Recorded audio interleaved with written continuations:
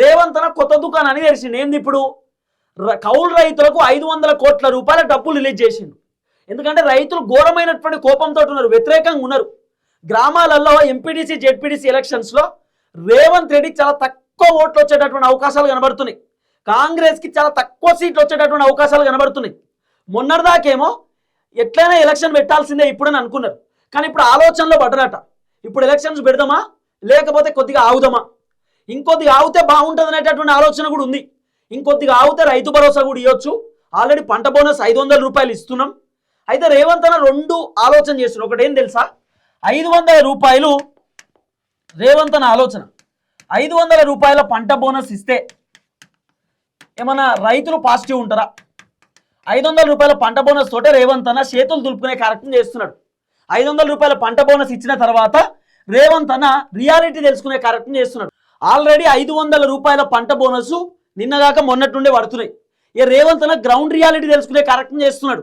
ఈ 500 రూపాయల పంట బోనస్ పడుతుంటే రైతులు సంతోషంగా ఉన్నారా? ఏమనుకుంటున్నారు అంటే, రైతన్నలు ఓపెన్గా చెప్తున్నారు, మాకు 500 రూపాయల పంట బోనస్తో పాటు మాకు 6000 రూపాయల రైతు భరోసా కూడా కావాలి.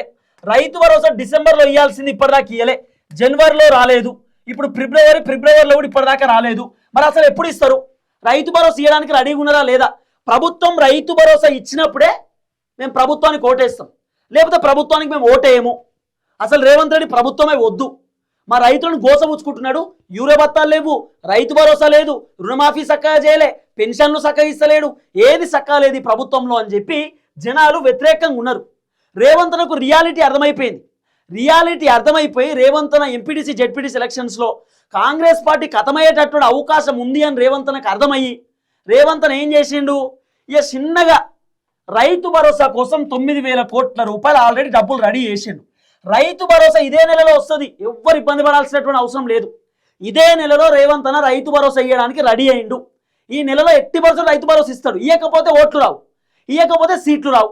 ఎంపీడీసీ జెడ్పీటీసీ ఎలక్షన్స్లో బీఆర్ఎస్ పార్టీ బీజేపీ పార్టీ కంటే ఎక్కువ సీట్లు గెలవాలనేది రేవంత్ అన్న ఆలోచన. కాబట్టి ఎట్టి పరిస్థితులలో ఆయన రైతు భరోసా ఇస్తాడు, దాంట్లో వేరే ఆప్షన్ లేదు. ఎవ్వరు దిగులు పడాల్సినటువంటి అవసరం లేదు.